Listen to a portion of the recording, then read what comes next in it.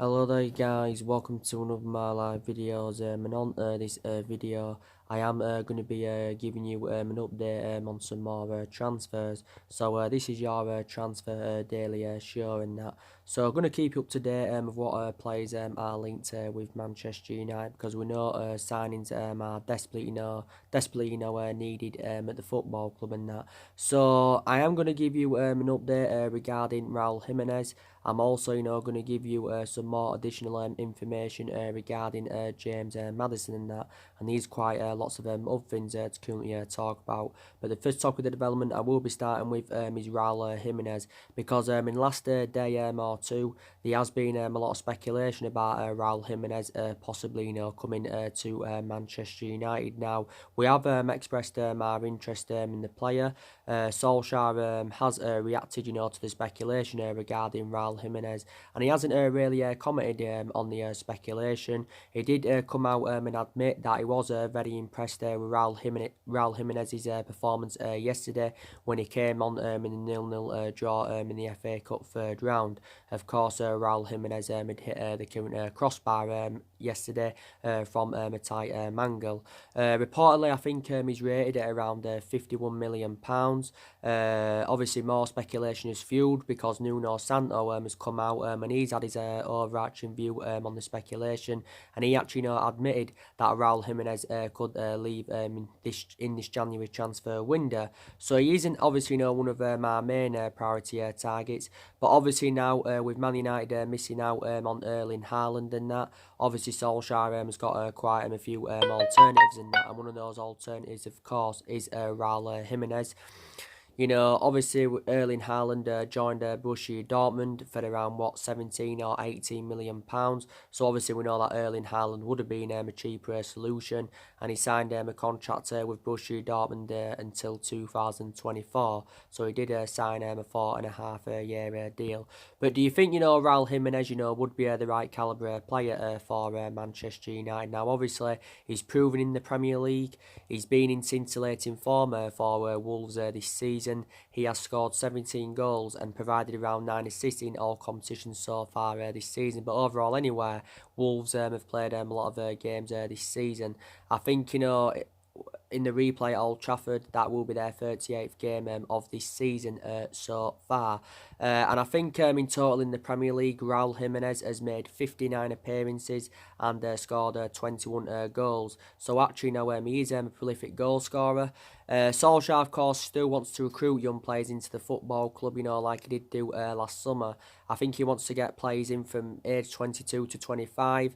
Actually, Raul Jimenez is 28, so he's in his late 20s.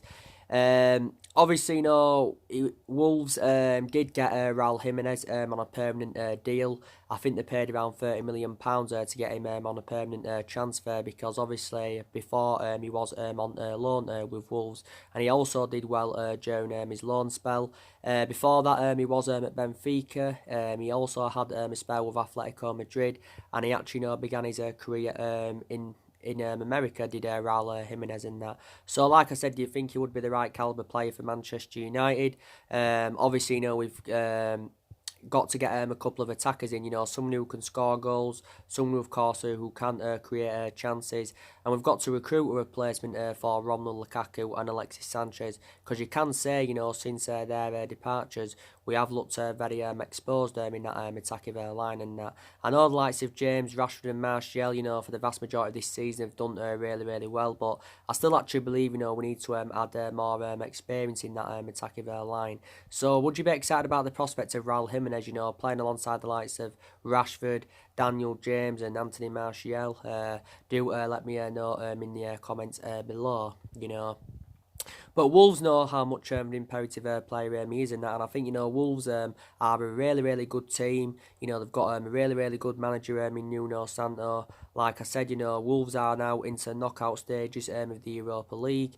And that's really good to their standards. They finished 7th in the Premier League, last season. You know, they enjoyed a good cup run last season.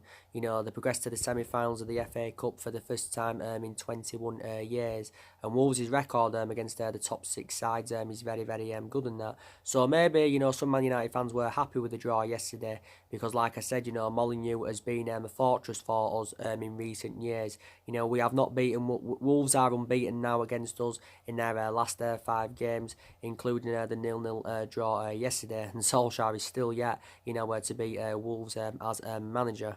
You know, but I still probably believe, you know, that we can win the replay at Old Trafford. So Raul Jimenez now is one of the players that is currently on my agenda. So now I'm going to give you the news regarding James Maddison. So I've just been reading like ESPN, and I think this is also stemming from the Daily Mail, and they've reportedly said now that Manchester United have put a bid in for James Maddison. So reportedly we are determined to offer around £45 million, but also we are determined to offer Jesse Lingard as part of a deal of recommending, you know, James Maddison to Manchester United and that.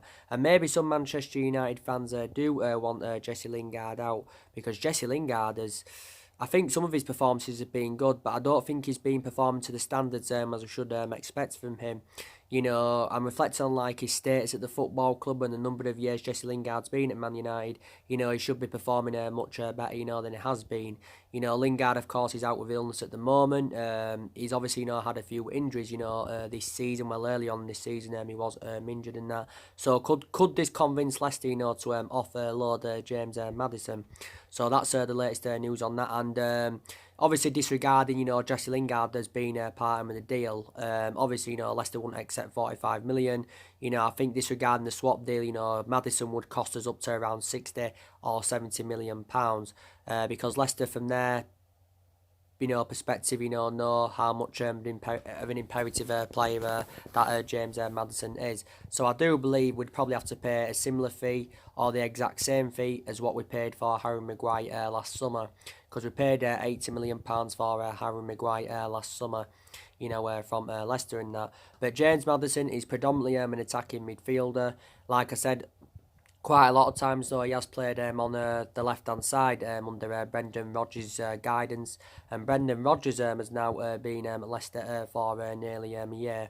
Leicester recommended Brendan Rodgers in February of last year. But you've got to admire what Brendan Rodgers has done. You know, he's elevated Leicester, you know, up to a second in the Premier League. And, you know, but James Maddison, you know, we're seeing him as an adequate replacement for Paul Pogba, basically, and there's quite a few midfielders on our agenda who could replace Paul Pogba, because obviously we've got element of concerns now about our midfield. You know, we look very exposed in that midfield. Obviously, you know, due to the injuries of Paul Pogba, he's out for 3 to 4 weeks, like Solskjaer's confirmed, and Solskjaer said, obviously, you know, this injury he's got is a new injury. So what it means in that aspect is it's a different injury to what he recently had, because obviously he was recently, you know, out for 3 months with Pogba. But I think, you know, we are very convinced he will leave the football club. Solskjaer's got a different perception on it. He thinks he will stay at Manchester United in this January transfer window. But if Pogba doesn't stay this January, I think, you know, he will leave this summer. If he doesn't leave this summer, I think at some point he will leave in the future.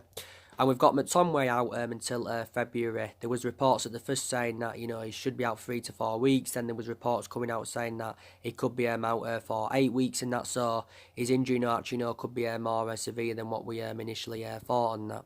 So the only midfielders we can rely on at this present time is, you know, Fred, Matic, Pereira. You know, and I think definitely Matic and Pereira are 2 liabilities. I've got element of concerns about them. And obviously, you know, Fosu-Mensah now is closer to returning from injury. So we are considering, you know, giving Fosu-Mensah that midfield role, you know, when he does come back from injury and that. So yeah, we need 2 midfielders, because we've got to recruit a replacement for Ander Herrera and, of course, Marion Fellaini. James Maddison now is into his second season with Leicester. You know, I think in this season with Leicester, he's replicating, you know, what he did in his debut season with Leicester, because I thought he was fantastic in his debut season last season. You know, this is a good statistic. You know, last season he created more chances than any other player in the Premier League, did James Maddison. And I think in total for Leicester, James Maddison has scored I can't remember how many goals he scored, sorry, but I think he's made a total of 56 appearances in the Premier League and 60 appearances in all competitions, so he's made around 4 appearances in the League Cup. Leicester paid only £20 million for him from Norwich in the summer of 2018. That's all they basically paid for him. He had a good couple of years in the Championship with Norwich. Obviously had the loan spell with Aberdeen. Obviously knows well, began his career with Coventry and that. But allegedly Man United have been interested in James Maddison since June. He's only the age of 23. But I think he'd blend in very, very well in our midfield. He can score goals, he can create chances, he's got a lot of tenacity, he's good on and off the ball. Very, very good player. So if Man United could recommend him in this January transfer window, I would be really, really happy. And, from my own perception, it would actually, excite me to see Jesse Lingard as part of the deal anywhere. I know I said before that I think Jesse Lingard is the long-term solution for Man United and that, but he hasn't been so good in the vast majority of his games this season, so take that into account.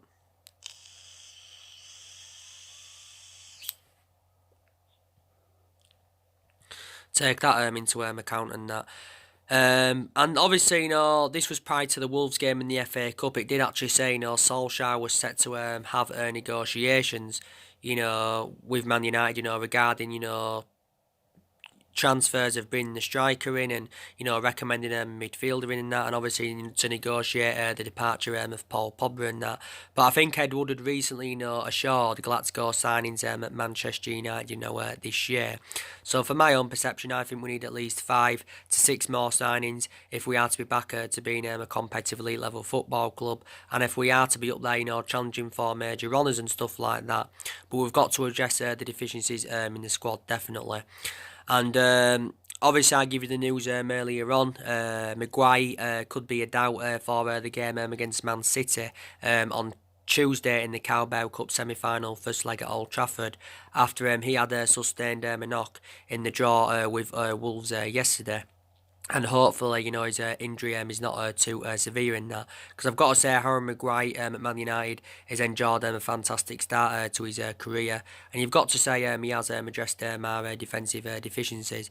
More players have been coming back from injury, but now obviously, more players are starting to get injured, and stuff like that. I think Bay's close to returning. He's been out of an knee injury since pre-season. Fossil Mensah's close to returning.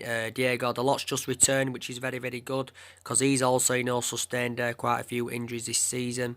Rojo, of course, is still out. I think Tuanzebe is injured, so...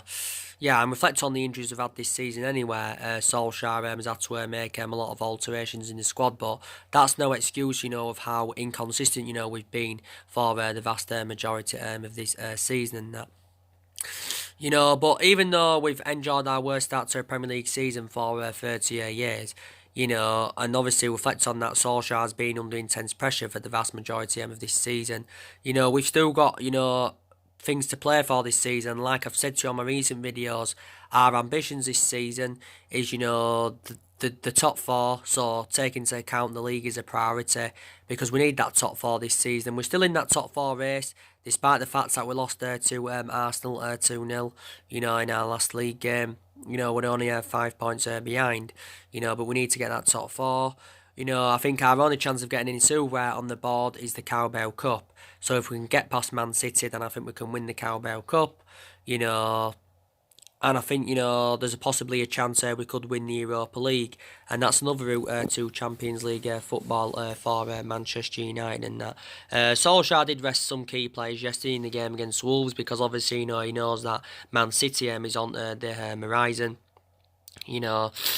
and all that. But City is going to be an extremely difficult game in the Carabao Cup, definitely. And,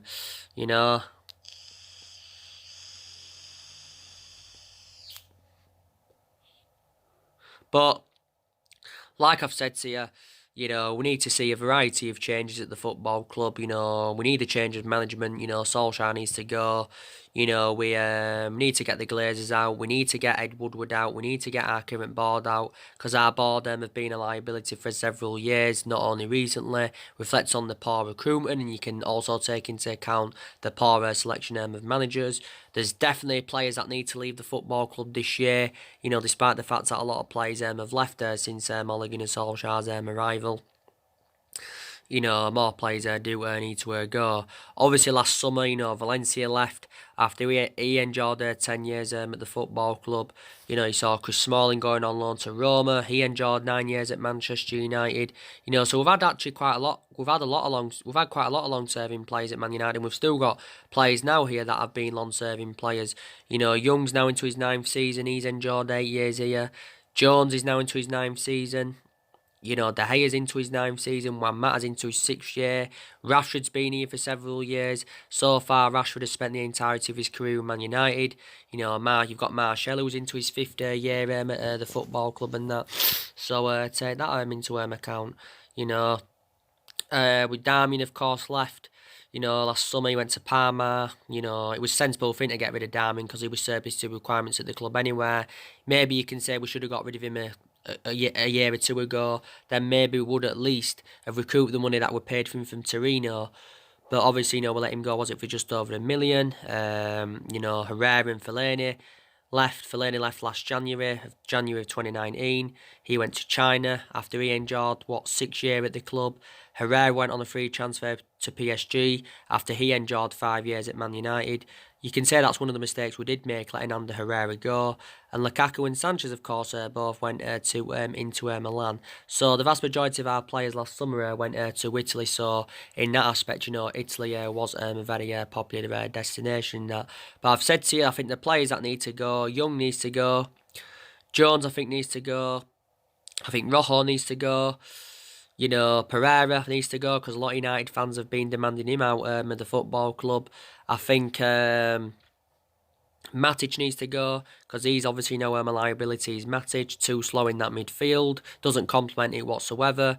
Chong, I think the club need to consider loaning him out this year because you know, they need to consider loaning him out this year, Chong, because I don't think he's good enough at the moment. He's not at the top level yet. So if we can loan him out, you know, he will obviously, you know, emulate himself up. But Manchester United, I think, you know, definitely no need to loan him out. So there's definitely still problematic players at the football club that I do currently need to be moved on and that. But like Solskjaer recently said, you know, he feels as though that we've had good periods this season. You know, we have had good periods this season, but where we've had a good couple of wins and some of the performances have been good, but we've struggled to keep that consistency up. And Solskjaer recently said, look, you know, if we can find that consistency, then I'm confident we can get the top 4 and that. And like I've said, you know, we've done really, really well against elite opposition this season. That is, wasn't so good against elite opposition last season, but this season we've done well against elite opposition. You know, we've beaten Chelsea at home on the beginning of the season 4-0. We've beaten Leicester at home. We drew with Liverpool. We're the only team this season to take many points from Liverpool. You know, we beaten Tottenham. We've beaten Man City. You can say they are the best games so far in Ole Gunnar Solskjaer's managerial career. Well, especially, you know, where the Man City won. But what we've done against elite opposition, you know, we haven't really replicated that against lower opposition. So you can say that is an element of concern, definitely. And like I've said to you on my recent videos, like, I know Solskjaer isn't the right man for Man United. He's a long-term solution for the club. I'm very sceptical that he will see out his 3-year contract. I can say he will still be here in this January window. He probably will still be here at the end of the season because the club are determined to give him at least a couple more windows to see who else he can recommend in. I think, you know, we're only softening our stance on Solskjaer reflects on that he's a club legend. You know, disregarding him being a club legend, I actually believe he probably would have been sacked by now, if I'm going to be quite honest with you. But, you know, there's some aspects of me that credit him. Like I said, he's got a lot of trustworthy in his young players. To be fair, you know, the young players have been given their chances this season, to be fair. But, you know, he relies on the kids too much. And I think there's a lot of young upcoming players that will become a success at the football club, you know. But Solskjaer confirmed at the start of this season that, you know, the young players would get given their opportunities. I also thought he was a great player for Man United for 11 years with Solskjaer. He flourished under Ferguson's guidance. But I just don't think he's good enough as a manager. So as a manager, he's totally comparison to how he was as a player, and that hasn't really got a pedigree behind him in terms of management. And I just think he looks totally clueless to Solskjaer. He has no plan B. He's been tactically naive for the vast majority of this season. And I just don't think he's the right man for Manchester United. And some people will still say give him time. He's been at the club now over a year. He's been permanent manager for nearly 10 months. I think that's another mistake Man United made, giving him the job. And Solskjaer's aware that he's got many expectations to exceed in his second year at the football club, and he recently said he expects us to have a successful 2020. So he expects us to enjoy a better year this year than of course what we saw last year, and that because for the vast majority of last year, we was very inconsistent. But like I said, we are in the transition period, and somewhere along the line, we're hopeful that we can get through this transition period. But we've got to accept the fact that, at the moment, City are strides ahead of us, Liverpool are strides ahead of us, and we're not at that level as we should be, and it's going to take us a very long time, to emulate to that level where Man United, of course, do want to be. And I think, we could enjoy a worse season this season than what we saw last season. And I think last season was bad enough, because last season we finished 6th. Is that actually the lowest we've finished in the Premier League era, or is it 7th if I can remember rightly in that? But Solskjaer, like I said, is not the right manager for Manchester United. So you've got a lot of Man United fans now, obviously, demanding, Mauricio Pochettino in to the football club. You've got a lot of Man United fans currently doing that.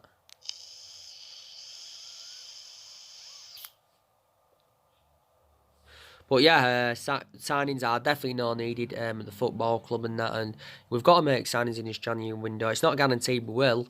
Solskjaer said recently he was very optimistic about transfers and that, but taking into account Solskjaer's still in the process of rebuilding. At this present time, there's only 3 players that are his, and they're the 3 players that I recommended in last summer. So he's only had 1 window so far. This is his 2nd window.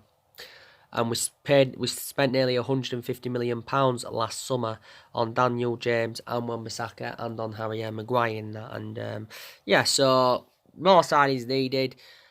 Raul Jimenez, I think he'd be good for us. James Maddison, I think it'd be definitely good for us. So that is your transfer daily show. And if all else does pop up, I will be straight back on my video. Like I said on my last video I did this morning, there will be a preview of the Man United City game, obviously in the Carabao Cup semi-final on Tuesday. Well, obviously before Tuesday. It should be tonight, the preview. If it isn't tonight, it should be sometime tomorrow, but I presume it will be tonight. And then obviously I'll be giving my reaction to Ole Gunnar Solskjaer's press conference and that. So, yeah.